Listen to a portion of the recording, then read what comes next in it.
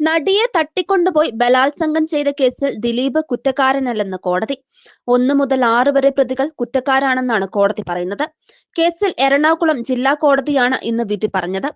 5 വർഷം നീണ്ട വിചാരണയ്ക്കും നാടകീയ സംഭവങ്ങൾക്കും ശേഷമാണ് കേസിൽ വിധി വരുന്നത്. ജഡ്ജി ഹണിയം വർഗീസാണ് വിധി പറഞ്ഞത്. ദിലീപ് കേസിലെ 8ാം പ്രതിയാണ്.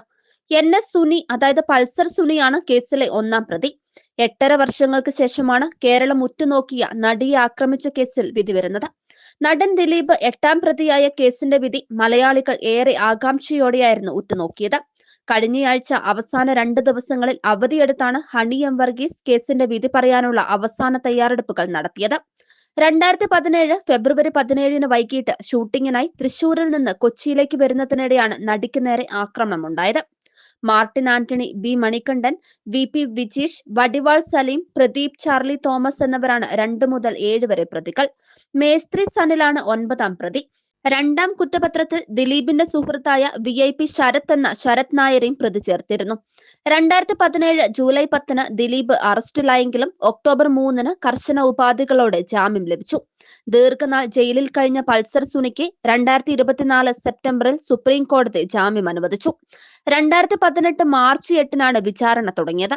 കൂട്ടമാനഭംഗം, സ്ത്രീത്വത്തെ അപമാനിക്കൽ, അന്യായ തടങ്കൽ, ബലപ്രയോഗം, തെളിവ് നശിപ്പിക്കൽ, അശ്ലീല ചിത്രമെടുക്കൽ, പ്രചരിപ്പിക്കൽ എന്നിവയിൽ ഗൂഢാലോചന നടത്തിയെന്നാണ് ദിലീപിനെതിരായ കുറ്റം. കേസിൽ ഏറ്റവും നിർണായകമായ തെളിവുകളിലൊന്ന് അന്തരിച്ച സംവിധായകൻ ബാലചന്ദ്രകുമാറിന്റെ വെളിപ്പെടുത്തലായിരുന്നു. അന്ന് കൃത്യം നടത്തിയതിനു ശേഷം പൾസർ സുനി ദിലീപിന്റെ ആലുവയിലെ വീട്ടിലെത്തിയെന്ന വെളിപ്പെടുത്തലാണ് ബാലചന്ദ്രകുമാർ നടത്തിയത്. അതിൽ പ്രധാന സാക്ഷി കൂടിയായി ബാലചന്ദ്രകുമാർ മാറി. കേസിന്റെ തുടക്കത്തിൽ തന്നെ ദിലീപിനെ അനുകൂലിക്കുന്ന ഒരുപാട് ശബ്ദങ്ങൾ ഉയർന്നിരുന്നു. സിനിമ, സാമൂഹ്യ, രാഷ്ട്രീയ മേഖലകളിൽ നിന്നും ദിലീപിനെ പിന്തുണച്ചവർ നിരവധിയാണ്. മനുഷ്യ മനസാക്ഷിക്ക് ഒരിക്കലും അംഗീകരിക്കാൻ കഴിയാത്ത സംഭവം നടന്ന കറുത്ത ദിനങ്ങൾ. ദിലീപ് എന്ന നടൻ ജയിലറയ്ക്കുള്ളിൽ കഴിഞ്ഞ ദിവസങ്ങൾ. അന്നും ദിലീപിന് പിന്തുണ നിരവധിയായിരുന്നു. അതിൽ ഒന്നാമത്തെയാൾ ശ്രീലേഖ IPS തന്നെയാണ്. നടി ആക്രമിക്കപ്പെട്ട കേസിൽ ദിലീപിന് അനുകൂലമായി മുൻ DGP R ശ്രീലേഖ നടത്തിയ വെളിപ്പെടുത്തൽ വലിയ വിവാദമായിരുന്നു. കേസിൽ ദിലീപ് നിരപരാധിയാണെന്ന് ഉത്തമ ബോധ്യമുണ്ട് എന്നും ദിലീപിന്റെ കാര്യത്തിൽ മുഖ്യമന്ത്രി ഉൾപ്പെടെയുള്ളവരോട് നേരിട്ട് കാര്യം ബോധിപ്പിച്ചുവെന്നും ശ്രീലേഖ പറഞ്ഞു. ഒരു പോലീസ് ഉദ്യോഗസ്ഥ തന്നെ ദിലീപിനെ അനുകൂലിച്ച് രംഗത്ത് വന്നത് വലിയ ചർച്ചകൾക്ക് വഴിവെച്ചു. രാഷ്ട്രീയ രംഗത്തും ദിലീപിനെ പിന്തുണച്ച് നിരവധി പേരാണ് രംഗത്ത് വന്നത്. ഇപ്പോഴത്തെ ഗതാഗത മന്ത്രി KB ഗണേഷ് കുമാർ ദിലീപിനെ അനുകൂലിച്ച് സംസാരിച്ചത് വലിയ വിവാദങ്ങൾക്ക് വഴിവെച്ചു.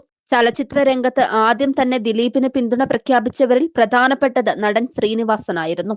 ദിലീപ് അത്തരമൊരു കുറ്റകൃത്യത്തിന് പോകുന്ന ആളല്ല എന്നും അവസാനം സത്യം തെളിയുമെന്ന് അദ്ദേഹം പറഞ്ഞ വാക്കുകൾ വലിയ ശ്രദ്ധ നേടി.